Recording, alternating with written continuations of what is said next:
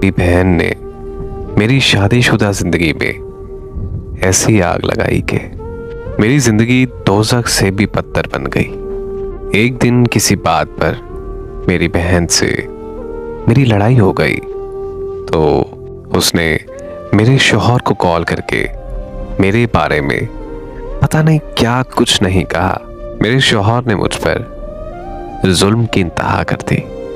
वो मुझे बात बात पर गालियां देने लगा और मुझे बहुत ज्यादा मारने लगा। उसने मेरे मोबाइल रखने पर भी पाबंदी लगा दी थी। मेरी सास का रवैया भी मेरे साथ कुछ ठीक नहीं था। मेरी सास मुझे बात बात पर नोका टोकी करती रहती थी। मुझे और मेरे माँ बाप को बुरा भला बोलती थी। मेरे शौहर ने मेरे साथ बहुत ज़्यादा जुल्म किया। मेरा शौहर ना ही मुझे पैसे देता था और ना ही वो मुझे कुछ ला कर देता था। जब मैं अपने माँ बाप के घर जाती थी तो मेरे अब्बू मुझे जूते कपड़े वगैरह लेकर देते थे, मगर मेरे ससुराल वाले उसमें से भी नुक्स निकालते थे। यहाँ तक कि मेरा शौहर मुझसे वो पैसे भी छीन लेता था जो मेरे अब्बू मुझे खर्चे के लिए देते थे। वक्त गुजरता गया और मैं हालात को साथ के साथ एडजस्ट करती गई। फिर एक दिन ऐसा हुआ कि अचानक मेरा शौहर मेरे साथ बिल्कुल ठीक हो गया। मुझे कहने लगा कि मुझे पता है कि अम्मी तुम्हें सही नहीं समझती, तो मैं ये सोच रहा हूँ कि हम दोनों अलग घर बना लेते हैं। मैं अपने शौहर की ये बात सुनकर बहुत ज़्यादा खुश हुई। मुझे लगा कि मेरी ज़िंदगी में अब सब कुछ ठीक हो जाएगा, मगर वो सिर्फ मेरे शौहर की एक बहुत भयानक चाल थी। उसने कहा कि जो तुम्हारे नाम प्लॉट है वो तुम मेरी अम्मी के नाम कर दो। अम्मी हमें पैसे देगी और हम अपना नया घर ले लेंगे। मैंने अपने शौहर की बातों में आकर प्लॉट उसकी अम्मी के नाम कर दिया। वो प्लॉट उसकी अम्मी के नाम होते ही मेरा शौहर मुझे मेरे माँ बाप के घर छोड़कर चला गया और फिर मेरा शौहर मुझे वापस दोबारा लेने कभी भी नहीं आया। तो मेरे अब्बू मुझे छोड़ने चले गए। मैंने अब्बू को कभी भी कुछ नहीं बताया था, मगर वहां जाकर अब्बू को पता चला कि मेरे साथ क्या सलूक हो रहा है। तो अब्बू मुझे वापस घर ले आए और खुला का केस कर दिया।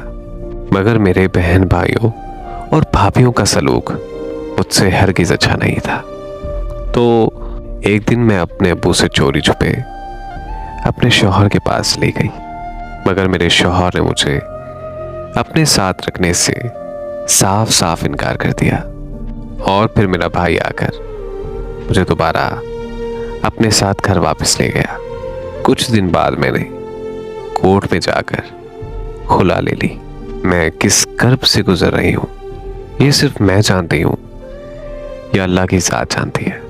एक बात जो मैं आप सबसे कहना चाहूँगी कि मेरी एक बात हमेशा याद रखिएगा कि दुनिया में माँ बाप के अलावा कोई भी रिश्ता खालिस नहीं होता। यहाँ तक कि सगे बहन भाई भी आपके अपने नहीं होते।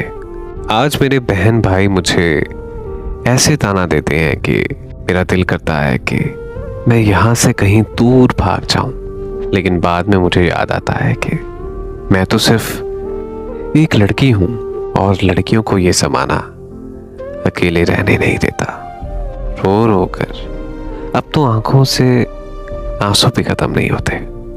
मैंने अपनी जिंदगी में कभी भी किसी को बद्दुआ नहीं दी, मगर मैं अपने खुदा से मकाफात अमल की दुआ जरूर करती हूँ कि उसकी जिंदगी भी ऐसे जहन्नम बन जाए जैसे उसने मेरी जिंदगी जहन्नम से भी बदतर बना दी है। आज मुझे ये बात तो साफ साफ पता चल गई कि कुछ बहन भाई ऐसे भी होते हैं जो अपने मफाद के लिए अपने सगे बहन भाइयों की खुशियों को आग लगा देते हैं। और मुझे अफसोस के साथ कहना पड़ रहा है कि मेरी बहन उनमें से एक है। आज मेरी जिंदगी जहन्नम से भी बदतर बनाने में सबसे बड़ा हाथ मेरी बहन का भी है। लेकिन आज मैं फिर भी उसे दुआ दूंगी कि अल्लाह पाक उसे हमेशा खुश रखे और उसके नसीब बहुत अच्छे करे। आमीन।